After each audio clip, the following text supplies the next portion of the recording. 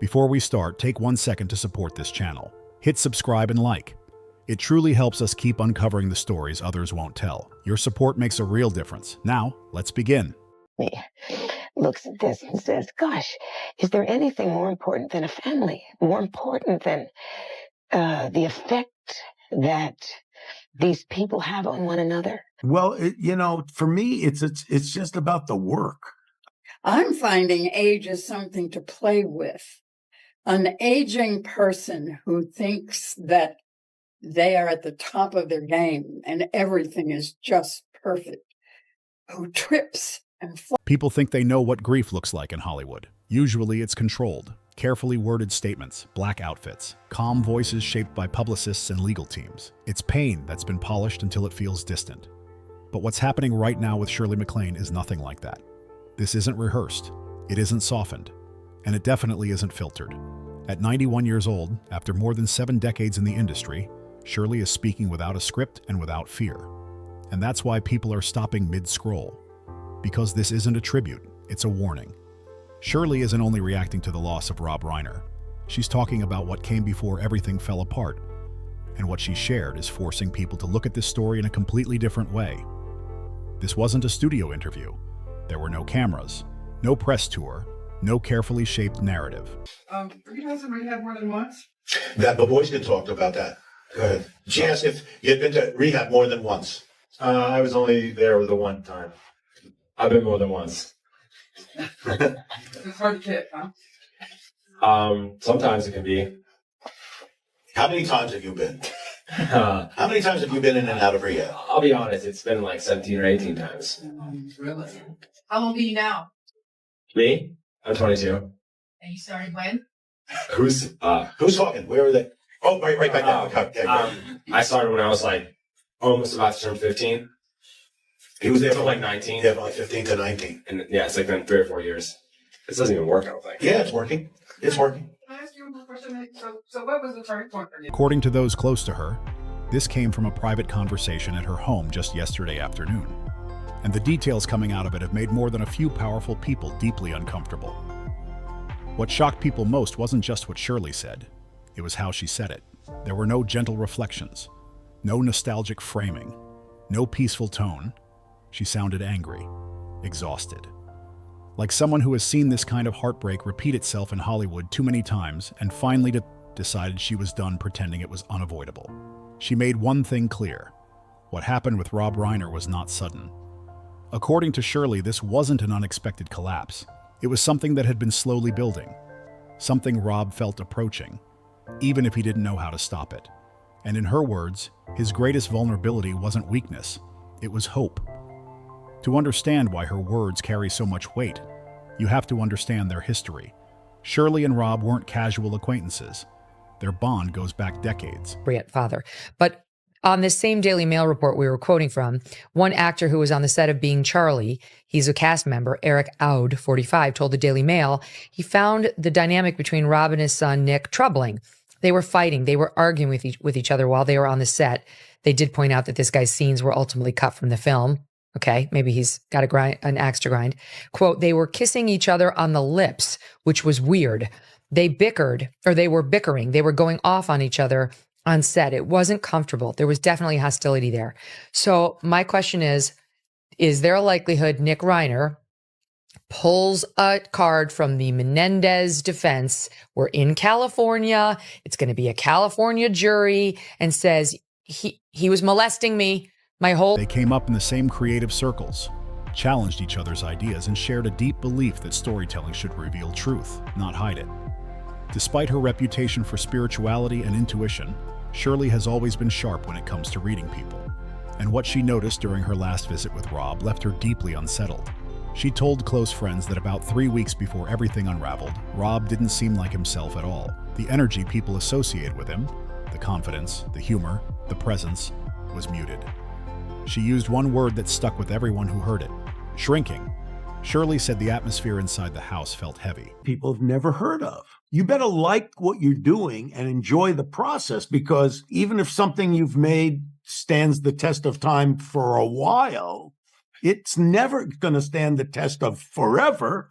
So enjoy what you're doing and films will go away and things go on and move. So just enjoy the process and enjoy doing what you're doing. He was doing fine on the meds he had been taking. They were working. Doctors changed the meds, and it messed Nick up. It messed him up profoundly. Without a shadow of a doubt, the mental health system in America. Like tension was filling the room even when no one was speaking. Rob wasn't leading conversations the way he usually did. Instead, his attention kept drifting toward the driveway outside the window. And that detail changed everything. Because Shirley didn't describe distraction. She described vigilance. She said Rob wasn't just looking out the window. He was waiting, watching. Know how it was going to end. We didn't know what essentially the plot was. We trusted Billy and Izzy. Jack and I adored each other, and that's all we... Nervous about who might arrive next. From that moment on, the story stopped sounding like simple grief and started sounding like something far more troubling had been unfolding behind closed doors. Shirley strongly suggested that the family had been aware for some time that Nick was struggling deeply. Not a temporary setback, not stress, not creative frustration. She described it. Looks at this and says, gosh, is there anything more important than a family? More important than the effect that these people have on one another? And if there's anything I've learned, and I'm continuing to learn it, is get your stuff straightened out with your parents. Because that's going to affect your stuff with your child or children. And fortunately, I got that straight with my dad before he went. You know, I would sit, and I think it was the happiest time we spent together, his year of dying. He talked about how nothing was as important as love. Not money, not fame, not competition, not progress, not overachievement. As a serious emotional unraveling, fueled by anger, instability, and a growing sense of entitlement. A combination she said can become dangerous if it's ignored or softened. Rob, as always, tried to keep the peace. He believed patience, support, and protection could calm the situation. Shirley told him directly that it wouldn't. She warned him that smoothing things over would only delay consequences, not prevent them. We just heard from Rob and Michelle Reiner's two other children. What are they saying? Well, they were not here in court, but shortly after this court appearance, they released a joint statement kind of describing the heartbreak and horror that has happened to them over the last several days. This is the statement from Jake and Romy Reiner saying, quote, "Words cannot even begin to describe the unimaginable pain we are experiencing every moment of the day. The horrific and devastating loss of our parents, Rob and Michelle Reiner, is something that no one should ever experience. They weren't just our parents, they were our best friends. We are grateful for the outpouring of condolences, kindness, and support we have received not only from family and friends, but people from all walks of life. We now ask for respect and privacy, for speculation to be tempered with compassion and humanity, and for our parents to be remembered for the incredible lives they lived and the love they gave." And what hurts most? She believes Rob understood that on some level, but he couldn't accept it, not out of denial, out of love. That's the part Shirley keeps returning to. Not cruelty, not neglect, but misplaced hope. The belief that love alone can fix what has already crossed into something more serious. At that point, this stopped being a story about loss. It became a story about warning signs, about family blind spots, and about the dangerous idea that care, without boundaries, is always enough. Shirley didn't soften her words. She told Rob directly, "You're feeding a shark and hoping it turns into a dolphin." That line is echoing everywhere now, not because it's dramatic, but because recent details are beginning to confirm she wasn't exaggerating. She was warning him. As more verified information comes out, it's becoming clear this wasn't one sudden moment. It was a slow, escalating situation that had been unfolding quietly for months. Multiple visits from authorities to the Brentwood property in the fall reportedly never reached the public. No headlines, no easily accessible records, just silence. And that silence, Shirley suggests, wasn't accidental. When someone carries Rob Reiner's influence, problems can be softened, reframed, quietly redirected.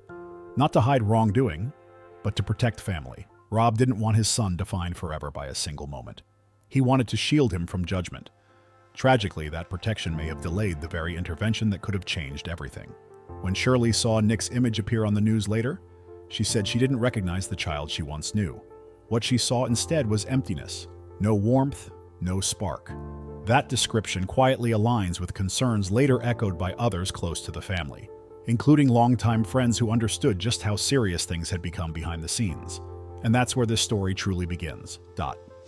Even someone like Tom, who has seen nearly every form of chaos Hollywood can produce, was reportedly shaken by what he heard from people inside that house, because this wasn't about a single argument or a misunderstanding that spiraled.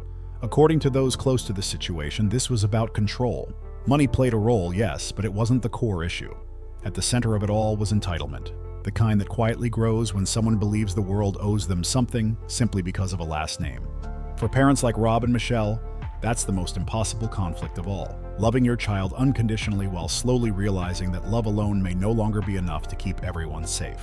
Shirley became visibly emotional when she spoke about Michelle Reiner. She described her as the bridge between tension, the one who always stepped in when voices rose, calm, steady, protective, the person who tried to keep peace inside a house that had been under strain for far too long. And that's what breaks people's hearts the most. Shirley believes Michelle's instinct to soothe and shield may have put her in harm's way that night, not because of recklessness, but because of love. A love that refused to see danger as clearly as it needed to. But what Shirley is exposing goes far beyond one family. She's calling out a pattern Hollywood has quietly carried for decades. What happens when children grow up in the shadow of legends? When a famous name stops being a source of pride and slowly becomes a weight you can't escape? Rob Reiner wasn't just successful, he was an institution. And according to Shirley, living under that legacy didn't empower Nick, it fractured him. The pressure didn't create ambition, it created resentment. She recalled a chilling conversation she had with Michelle just months earlier. Michelle told her they were considering changing the locks on the guest house. Not out of anger, not out of punishment, but out of fear. Fear that boundaries had already been crossed too many times. That single detail changes everything. This wasn't sudden, it wasn't random. It was a storm that had been building quietly while everyone tried to stay hopeful. And when Shirley talks about it now, you can hear the exhaustion in her voice. The sound of someone who has watched this same pattern repeat itself across decades and finally decided to stop pretending it ends well. Those locks weren't meant to keep strangers out. They were meant to keep Nick out when he wasn't stable. Think about that. Living behind gates, surrounded by security and comfort, yet feeling unsafe around your own child. That kind of fear is rarely spoken aloud, especially in families like this. Rob and Michelle weren't trapped by fame or money. They were trapped by love. They couldn't bring themselves to involve authorities the way outsiders might expect, because no matter what was happening, Nick was still their son. That emotional cage, loving someone you fear, is what Shirley laid bare, and it's deeply unsettling. But what's truly shaking the industry isn't just what happened inside that home, it's the silence that surrounded it. Shirley didn't hesitate to call out the people who stayed quiet. She said there were agents, managers, and so-called friends who knew Nick was unstable. People who heard the warnings, saw the outbursts, and still kept inviting him into rooms he never should have been in. They brushed it off as temperament, as artistic chaos. They flattered him, enabled him, looked the other way. Shirley was clear. This silence didn't come from ignorance. It came from comfort. At 91, she has nothing left to protect. No careers to guard, no favors to trade. And she named the culture for what it is. A system that excuses danger as long as it doesn't disrupt the room. Now that everything is unfolding publicly, it's clear why the family is shattered. And why the legal road ahead is going to be brutal. Nick's attorney, Alan Jackson, doesn't take quiet cases. He steps into storms that are already out of control. The defense strategy appears predictable. Focus on mental collapse, diminished awareness, lack of intent. But Shirley isn't convinced, and based on what's being quietly suggested, neither are investigators, behind the careful language and restrained statements. Authorities are reportedly seeing a different picture, one that suggests awareness rather than panic, planning rather than confusion. There are whispers, unconfirmed but persistent, about actions taken after everything ended. Efforts that suggest someone understood exactly what had happened. That matters, because it changes the entire frame of the story, and that's why this case keeps growing heavier by the day. The only fragile light in all of this has been the way people close to Rob and Michelle have stepped in to quietly support Jake and Roy, not publicly, not for attention, but out of loyalty. Even so, as Shirley put it, No amount of fame, money, or connections can stop a crisis that's been building inside your own home. When Shirley speaks now, there's a deep sorrow in her words, almost spiritual. She believes Rob stayed because he truly thought love could fix what reason couldn't, that love could repair years of damage. And she says that belief, the belief that love is armor, is the tragic flaw of good parents. Because sometimes love doesn't protect you. Sometimes it exposes you. And there's still one part of the timeline that continues to haunt investigators. Authorities arrived around 10 p.m., but reports suggest the situation escalated long before that. A window of unanswered time remains. Who did Nick speak to during that gap? Did anyone advise him? Did someone tell him what to do next? There are quiet rumors, not confirmed, about a call made to someone known for fixing problems. If that detail proves real, the investigation could widen fast. Shirley hinted that detectives are already reviewing phone records and financial trails, not just to understand that night, but to expose the network around Nick, the enablers, the suppliers, the people who fed instability while draining resources. It's disturbing from every angle. Two people who spent their lives creating stories about connection and hope became trapped in a nightmare built on silence and denial. And Shirley MacLaine sounds absolutely determined to make sure that silence doesn't win again. He never imagined that one day the danger he feared would be sitting across from him at his own breakfast table. That's what makes this story hit harder than any Hollywood headline. This isn't gossip. It's tragedy unfolding in real time. A collision of power, love, denial, and consequences that no amount of success could stop. California prosecutors are now reviewing whether to pursue special circumstance allegations, the most serious legal path available. Whether those are ultimately filed remains uncertain, but what is certain is this: the case has shaken Hollywood at its foundation, and the full truth is still coming into focus. If the case ends in conviction, the reality facing Nick Reiner is stark. Picture it: sitting alone in a downtown Los Angeles detention facility, the fog finally lifting, realizing that the safety net he always relied on is gone. The parents who made the calls, smoothed things over, paid the bills, and kept life from collapsing. They're no longer there. There is no one left to shield him. When Shirley MacLaine was asked how she felt about Nick's future, her response stunned people. She said she hoped he lived a very long life. At first, the words sounded cold, but then she explained. She wasn't calling for revenge. She was calling for accountability. She wanted him to live long enough to fully understand what was lost, to carry that weight. In her view, that wasn't cruelty. It was balance. If you made it this far, thank you for listening. If you want to stay updated as this story continues to unfold and explore more stories Hollywood doesn't want examined, make sure to like this video, subscribe to the channel, and share it so others can hear it too. Drop your thoughts in the comments below. Your voice matters. And don't click away just yet. There's another video on your screen right now breaking down even more shocking revelations.